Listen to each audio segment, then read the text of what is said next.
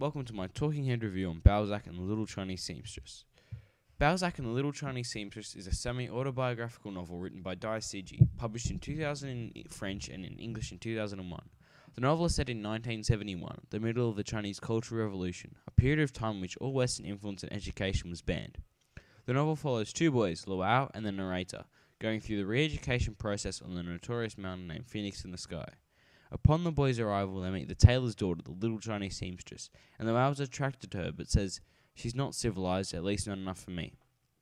This leaves an undertone throughout their whole relationship and the book as a whole that Luao is trying to make the seamstress educated and adds to one of the key ideas of the novel, the transformative power of literature. Later, Luao and the narrator meet Four Eyes, another boy sent away for re-education. The boys discover that Four Eyes is a suitcase full of banned literature. With this, Luao and the narrator use the books to educate the seamstress. The three main characters are the narrator, Luao, and the Little Chinese Seamstress. Another key character to the story's development is Four Eyes.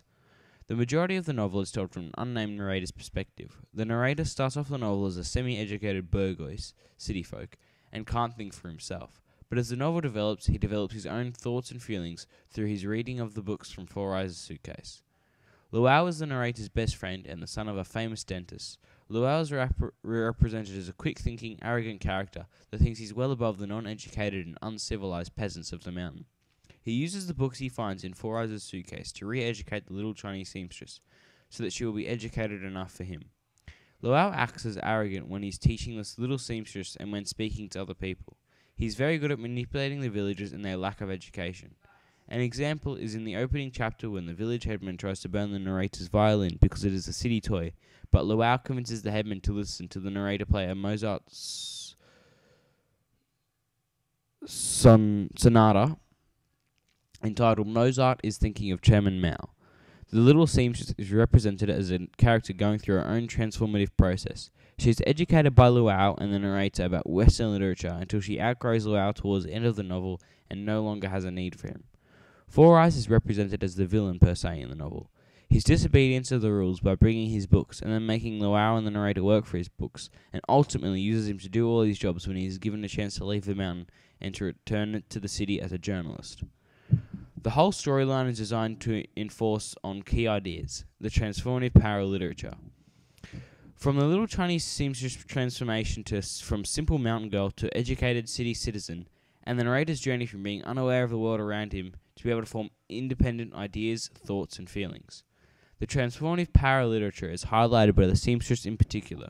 Her transformation from the simple mountain girl to the city girl who no longer needs Luao. Luao sums it up on page 62, completely prior to her transformation. This fellow Balzac is a wizard. He touched the head of this mountain girl with an invisible finger and she was transformed, carried away in a dream. It took a while for her to come down to earth. She ended up putting a wretched coat on, which made her feel very good, I must say. She, having Balzac's words next to her skin, made her feel good, and also more intelligent. This quote just represents how the literature has affected the seamstress's life and made her more educated as a whole. Interesting, informative, and historically accurate, Balzac and the Little Chinese Seamstress is a fantastic representation of the re-education process, with a little bit of romantic fantasy. Would highly recommend reading it. Now I stop.